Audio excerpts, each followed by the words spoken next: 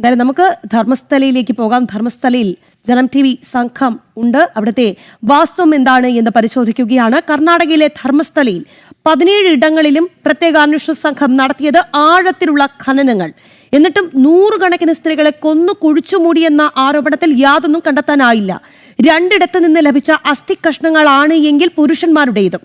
വിവിധ ഇടങ്ങളിൽ കുഴിക്കാൻ ലക്ഷങ്ങളാണ് സർക്കാർ ചെലവാക്കിയത്. ശുചീകരണ തൊഴിലാളി എന്ന കരാറുകാരൻ പറഞ്ഞത് മുഴുവൻ പച്ചക്കള്ളമെന്ന് പ്രദേശവാസികളും പറയുകയാണ്. ധർമ്മസ്ഥലയിൽ നിന്ന് ജനം TVക്ക് വേണ്ടി അരുൺ ആലത്തൂർ തയ്യാറാക്കിയ റിപ്പോർട്ടിലേക്ക്. ധർമ്മസ്ഥലയിൽ ലക്ഷങ്ങൾ ചിലവാക്കിയാണ് കർണാടക സർക്കാർ മുഖംമൂടിക്കാരൻ എന്ന കരാറുകാരൻ പറഞ്ഞ ഓരോ ഇടത്തും കുഴിച്ചു നോക്കിയത്. അത്തരത്തിൽ കുഴിച്ച ഒരു പ്രദേശത്ത്, എൻ്റെ തൊട്ട് അടുത്തായി കാണുന്ന ഈ പ്രദേശത്ത് പോയിന്റ് നമ്പർ 13, ഇവിടെ മാത്രം 70 സ്ത്രീകളെ ഈ കുഴിച്ചിട്ടു എന്നാണ് മുഖംമൂടിക്കാരൻ പറഞ്ഞത്. പക്ഷേ ഈ 70 സ്ത്രീകളെ കുഴിച്ചിട്ട ഈ ഭൂമിയിൽ ഒന്നും ലഭിച്ചില്ല എന്നുള്ളതാണ്. ഏതെങ്കിലും മൃഗങ്ങളുടെ എല്ലും കഷ്ണം പോലും ഇവിടെ കുഴിച്ചിട്ട് ലഭിച്ചില്ല എന്നുള്ളതാണ്. 32 അടിയോളം ആഴത്തിലൊക്കെയാണ് ഇവിടെ കുഴിച്ചു നോക്കിയത്. പക്ഷേ അങ്ങനെ കുഴിച്ചു നോക്കിയിട്ടും ഇവിടെ യാതൊന്നും ലഭിച്ചില്ല എന്നുള്ളതാണ്. ഇവിടുത്തെ നാട്ടുകാരായ കുറേ ആളുകൾ നമ്മോടൊപ്പം ചേരുന്നുണ്ട്. ഈ ഭാഗത്ത് എപ്പോഴാണ് കുഴിക്കാനായിട്ട് എത്തിയത്? എന്തായിരുന്നു അപ്പോൾ നിങ്ങൾക്ക് കാണാനായത്? ഈ 13-ാം നമ്പർ കുറച്ച് സമയം പെൻഡിങ് വെച്ചു. എന്താ പറഞ്ഞാൽ ഏറ്റവും ഒരു ഭയങ്കരമായിട്ടുള്ള ഒരു കുഴിയാകുമ്പോൾ പറഞ്ഞ ഇതാണ്.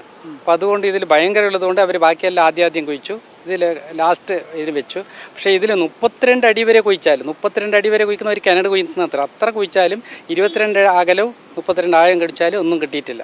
പക്ഷെ അവൻ എന്തുകൊണ്ട് അങ്ങനെ പറഞ്ഞു എന്നില്ല അറിയില്ല. അവനൊരു മുഖമൂടിയും പിന്നെ അവന് പ്രത്യേകമായിട്ടൊരു പേര് വെച്ചിട്ടുണ്ട്, ഭീമൻ. പക്ഷെ ഇവിടെ അറിയപ്പെടുന്ന ആ വ്യക്തി അന്ന് ശുചീകരണ തൊഴിലാളി ഇവിടെ അവനാണെങ്കിൽ അവന് വേറെ തന്നെ ഒരു പേരുണ്ട്. പക്ഷെ അവനൊരു കള്ള സ്വഭാവമെല്ലാം ഉണ്ടായ ഒരു വ്യക്തിയായിരുന്നു. പക്ഷെ അവനിവിടുന്ന് പണിയിൽ നിന്ന് പിരിച്ചു വിട്ടത് അതിന് വേണ്ടി തന്നെ. അവനിവിടെ കഴിക്കുന്നതെന്നും പിന്നെ എന്തെങ്കിലും മോഷണം ചെയ്യും, അഥവാ ചിലവ് ആരെങ്കിലും ഈ സ്വർണ്ണങ്ങൾ ഇതെല്ലാം എടുത്തതുകൊണ്ട് അവൻ്റെ അടുത്ത് ഒരു അപവാദം ഇല്ലതുകൊണ്ട് അവനെ പിരിച്ചു വിട്ടതാണ്. പിരിച്ചു വിട്ടിട്ട് പോയി. അതിൽ പിന്നെ എത്രയോ സമയത്ത് പിന്നെ അവൻ വന്നു, എന്തോ എനിക്ക് ആ ബോധമായി ഈ ബോധമായി വെറുതെ ഒരു കഥകൾ സൃഷ്ടിച്ച്. പക്ഷേ ഇവൻ്റെ ബാക്കിൽ ഒരു കൈയുണ്ട്. ബാക്കിൽ ഒരു ഷഡ്യന്ത്രമായ കഴിയാണ് ഈ ക്ഷേത്രത്തിന് ഒരു താപ്പ് പേര് വരാൻ വേണ്ടിയിട്ടും ഇതിനെ ഉടച്ച് കളയാൻ വേണ്ടിയിട്ടുള്ള ഒരു സംഘം, ഒന്നല്ല എത്രയോ സംഘങ്ങൾ കൂടിയിട്ടില്ല എന്തോ ഒരു ടീമിൻ്റെ ഇതാണത്. പക്ഷേ ഈ ധർമ്മസ്ഥല ഗ്രാമം എങ്ങനെ വളർന്നിട്ട് വന്നു പറഞ്ഞാൽ ഇവിടെ മുസ്ലിംസ് ഉണ്ട്, ക്രൈസ്തരുണ്ട്, ഹിന്ദു ഉണ്ട്. നല്ല സ്നേഹത്തിലാണ് ജീവിക്കുന്നത്. ഇവിടെ ഇതുവരെ ജാതി കലഹം, അതുപോലെ കോമുകലം അതൊന്നും ആകാത്തൊരു നാടാണ്. ഒരുപാട് കേരളത്തിൽ നിന്ന് വന്ന ക്രൈസ്തവന്മാർ ഇവിടെ ജീവിക്കുന്നുണ്ട്. വേറെ നാട്ടിൽ നിന്ന് വന്ന ഹിന്ദുക്കളും ജീവിക്കുന്നുണ്ട്. എല്ലാം ജീവിക്കുന്ന ഒരു നല്ല നാടാണ്. ഈ പൂജ്യ വീരേന്ദ്രകട എന്ന് പറയുന്ന ആൾ ഒരു രാജാവ് പോലെ, ഒരു ദൈവം പോലെയാണ് അദ്ദേഹത്തിന് ഇവിടെ എല്ലാവരും കാണുന്നത്. ഇതല്ല പൊതുവെ എല്ലാ നാട്ടിലും അദ്ദേഹത്തിനായ ആ ക്ഷേത്രത്തിൻ്റെ ഒരു ക്ഷേത്രാധീശനും അദ്ദേഹം ആയതുകൊണ്ട് അദ്ദേഹം പിന്നെ എല്ലാറ്റിനും ഈ ബാക്കിയുള്ളവരെ കളി പറയുന്ന പോലെ അങ്ങനെ കളി പറയാനും ഇന്നൊന്ന് പറയാം, നാളെ ഒന്ന് പറയാം, മറ്റൊന്നൊന്ന് പറയാം, അതിനൊന്നും അയാൾ നിൽക്കില്ല. അയാൾ ഏതുണ്ടെങ്കിലും ഇത് സത്യം അറിഞ്ഞ പോലെ അറിയട്ടെ എന്നാണ് ആദ്യം പറഞ്ഞത്. രണ്ടാമത് ഇതിനൊക്കെ എനിക്ക് പറയാമെന്നുണ്ട് പറയുമ്പോൾ ആദ്യം 2013 തന്നെ എല്ലാ ഡിപ്പാർട്ട്മെൻറ്റിനും ഓർഡർ കൊടുത്തു, നിങ്ങൾ ഏത് തനിക്ക് വേണമെങ്കിൽ ചെയ്തോളും, സത്യമല്ലേ പുറത്ത് വരേണ്ടത്, നമുക്ക് പിന്നെ അങ്ങനത്തെ ഒന്നും തെറ്റൊന്നും ചെയ്തിട്ടില്ലാന്ന് പറഞ്ഞിട്ടില്ല, നല്ല ഒരു വാക്ക് പറഞ്ഞിട്ടുള്ളതാണ്. പിന്നെ എല്ലാം ഈ മുഖംമൂടിയും പറഞ്ഞത് കള് തന്നെ ഉണ്ട്. അവൻ്റെ കൂടെ കൂടിയ ഒരു സംഘങ്ങളുണ്ട്. ഇപ്പോൾ അനന്യ ഭട്ട് എന്ന് പറയുന്നത് അതും കളാണ്. എല്ലാം കളാണ്, ടോട്ടൽ എല്ലാം കള. ഈ നിങ്ങൾ ആദ്യം ഇവിടെയൊക്കെ കുഴിച്ചു നോക്കുമ്പോൾ ശരിക്കും വലിയ ക്യൂരിയോസിറ്റിയോടെ ആയിരിക്കുമല്ലോ നിങ്ങളൊക്കെ നോക്കി കണ്ടിട്ടുണ്ടാവും. ആദ്യം ഇതിനകത്ത് പ്രതീക്ഷ ഉണ്ടായിരുന്നു, ചിലപ്പോൾ എന്തെങ്കിലും സംഭവിച്ചിട്ടുണ്ടെങ്കിൽ കുഴിച്ചിട്ടുണ്ടോ, അല്ലെങ്കിൽ ഇത്ര ധൈര്യത്തോടുകൂടി ഇവിടെ ഒന്ന് ഇങ്ങനെ പറയുകയോ ഇങ്ങനെ കുഴിപ്പിക്കുകയോ ചെയ്യില്ലല്ലോ. പക്ഷേ കുഴിച്ചു കഴിഞ്ഞപ്പോഴാണ് ഇതിൻ്റെ അവസ്ഥ ഞങ്ങൾക്ക് മനസ്സിലായത്. അത് തന്നെയല്ല, ഇത് പിന്നെ കൊലപാതകങ്ങൾ ചെയ്തു അതിൻ്റെ ശവം കുഴിച്ചിട്ടു എന്ന് പറയുന്ന കൗണ്ടർ പാർട്ട്, അതായത് കൂട്ടുപ്രതിയെ ഈ മീഡിയകൾ മുഴുവൻ സാക്ഷിയായിട്ട് ചിത്രീകരിച്ചപ്പോഴേ ഞങ്ങൾക്ക് അതിനകത്ത് സംശയം തോന്നി, ഇത് മറ്റെന്തോ കളി ഇതിൻ്റെ പിന്നിലുണ്ടെന്ന്. അങ്ങനെ ഞങ്ങൾ ആദ്യത്തെ 1-2 ദിവസം കഴിഞ്ഞപ്പോൾ മുതലേ ഞങ്ങൾ ഇതിനകത്ത് സംശയത്തെ തന്നെയാണ് കണ്ടത്. പിന്നെ ഈ ചരിത്രം അറിയാവുന്ന ഞങ്ങൾക്ക് കുഴിച്ച ഭാഗത്തൊക്കെ എന്തായിരുന്നു അവസ്ഥ? കുഴിച്ച ഭാഗത്തൊന്നും സത്യം പറയാനൊന്നും കിട്ടിയില്ല. 1-2 സ്ഥലത്ത് ചെറിയ അസ്ഥികളും കാര്യങ്ങളും കിട്ടി. അത് ഈ പുഴയിൽ കൂടെ ഒഴുകി വന്ന ശവങ്ങൾ അവിടങ്ങളിൽ തന്നെ കുഴിച്ചിട്ടുണ്ട്. അതിൻ്റെയൊക്കെ ചരിത്രങ്ങളും അതിൻ്റെയൊക്കെ രേഖകളും കാര്യങ്ങളൊക്കെ പഞ്ചായത്തിലും പോലീസിലും ഉള്ളതാണ്.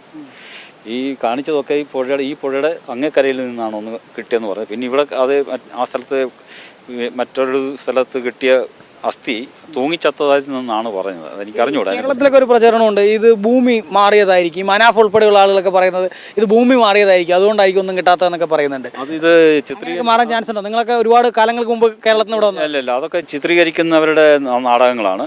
അത് ഇവിടെ ഒന്നും കിട്ടാതെ വന്നു കഴിഞ്ഞപ്പം അവർക്ക് രക്ഷപ്പെടാനുള്ള ഒരു തന്ത്രമായിട്ടേ ഞാൻ അതിനെ കാണുന്നുള്ളൂ. ഈ ക്ഷേത്രത്തെ ജനങ്ങളുടെ മുമ്പിൽ അവഹേളിക്കാനും അതിൻ്റെ ജനങ്ങളുടെ ഭക്തരുടെ ഒഴുക്കിനെ തടയാനും വേണ്ടിയിട്ട് ചെയ്ത ഒരു മാഫിയ ഗാങ് ഇതിൻ്റെ പിന്നിലുണ്ടെന്ന് വളരെ ശക്തമായിട്ട് വിശ്വസിക്കുന്ന ഒരാളാണ് ഞാൻ. ഇവിടെ കഴിഞ്ഞൊരു 3 വർഷത്തിന് മുമ്പ് മുതൽ ധർമ്മസ്ഥല ക്ഷേത്രത്തിൻ്റെ പരിസരങ്ങളിൽ മറ്റു മതസ്ഥർക്ക് കച്ചവടം നടത്തുന്നതിനുള്ള പെർമിഷൻ അവർ ക്യാൻസൽ ചെയ്തിട്ട് ഹൈന്ദവർക്ക് മാത്രമായിട്ട് അത് വീതിച്ചു കൊടുത്തപ്പോൾ മുതൽ ഇവിടെ വലിയൊരു പ്രതിസന്ധി ഉണ്ടായിട്ടുണ്ട്. മറ്റുള്ള ജാതിക്കാർക്കിടയിൽ അവരുടെയും ഒരു പിന്തുണ ഇവർക്ക് കിട്ടിക്കാണുമെന്നാണ് ഞങ്ങൾ ധരിക്കുന്നത്. ഈ കേരളത്തിൽ നിന്നുള്ള മാധ്യമങ്ങളും ആളുകളും ഒക്കെ ഇവിടെ തെറ്റായ രീതിയിൽ പ്രചാരണം നടത്തുന്നുണ്ട്. അത് നിങ്ങൾ തദ്ദേശീയരായ നിങ്ങൾ മലയാളികൾക്കും ബുദ്ധിമുട്ടാവുന്നുണ്ടോ? സത്യമായിട്ടും ഉണ്ട്. കാര്യം ഇപ്പം മലയാളികൾ ഇവിടെ ജീവിക്കുന്ന മലയാളികളുടെ ഒരു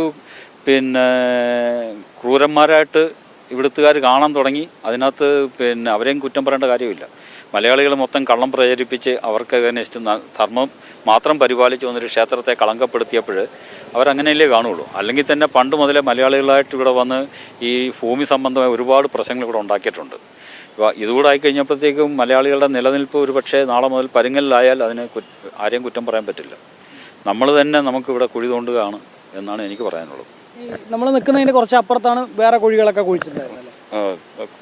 അവിടെയൊക്കെ എന്തായിരുന്നു? ഒന്നും കിട്ടാത്തൊരു എന്തോ ഒരു അസ്ഥി കഷ്ണം 2 ഭാഗത്തുനിന്ന് കിട്ടിയല്ലേ? അത് മാത്രമാണ് ലഭിച്ചിട്ടുണ്ടായിരുന്നത്. 2 ഭാഗത്തുനിന്ന് അസ്ഥി കഷ്ണം മാത്രമാണ് അവിടെ കിട്ടിയിട്ടുണ്ടായിരുന്നത്. ഒരു സ്ഥലത്തിൽ നിന്ന് കിട്ടിയെന്ന് പറഞ്ഞിട്ടുണ്ട്. വേറെ ഒന്നും അവിടെ നിന്നും കണ്ടെത്താൻ വേറെ ഒന്നും കിട്ടിയില്ല. ഈ സാക്ഷി വളരെ താഴ്ചയിലില്ലാതെയാണ് ശവം കുഴിച്ചിട്ടതെന്നാണ് പറഞ്ഞത്. പക്ഷേ ഇവിടെ 10-30 അടിയിലേറെ ഇവർ കുഴിച്ചു നോക്കിയിട്ട് ഒന്നും കിട്ടിയിട്ടില്ല. പിന്നെ ഇവർ 2ാമത്തെ പോയിന്റിലോ 3ാമത്തെ പോയിന്റിലോ തരപ്പിയപ്പോൾ അതിൻ്റെ കരയിൽ നിന്നൊരു അസ്ഥികൂടം കിട്ടിയിട്ടുണ്ട്. അത് അവർ കൊണ്ടിട്ടതാണോ അതോ വേറെ വല്ലവരും അവിടെ സൂയിസൈഡ് ചെയ്തിട്ട് അറിയാതെ പോയി ശവം അസ്ഥിപഞ്ജരമാണോ എന്ന് അറിയാൻ വയ്യ. അങ്ങനെ 2 സ്ഥലത്തു നിന്ന് അവർക്ക് അസ്ഥിപഞ്ജരം കിട്ടിയതായിട്ട് എനിക്കറിവുണ്ട്. അത് ശാസ്ത്രീയമായ തെളിവെടുപ്പിൽ അത് പുരുഷൻ്റേതാണെന്ന് പറഞ്ഞിട്ടുണ്ട്.